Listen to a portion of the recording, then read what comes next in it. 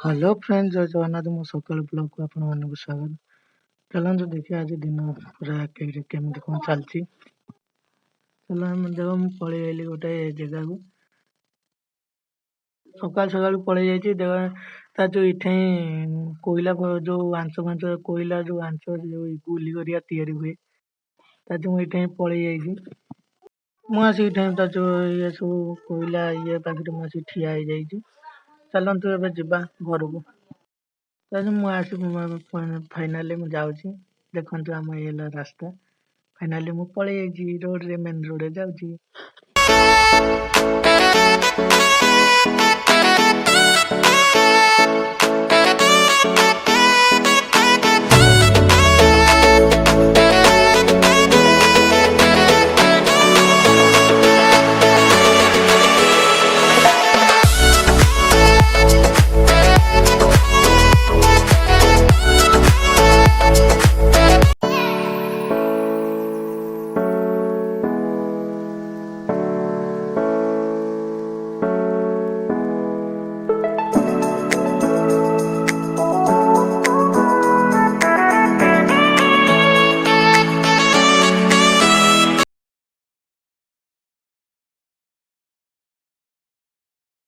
ଯୋଉ ଏଠି ଆସି ବଜାଇଛି, ଭୋକ କଲା ରାସ୍ତାରେ ଗଲାବେଳେ ଖାଇବା ପାଇଁ ମୁଁ ବଜାଇଛି।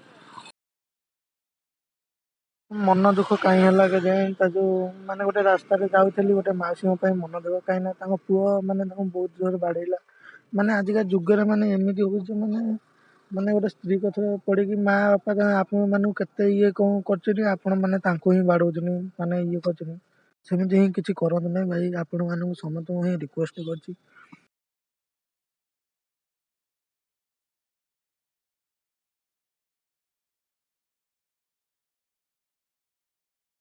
ବାଜିଗଲା ପୁରା 4ଟା।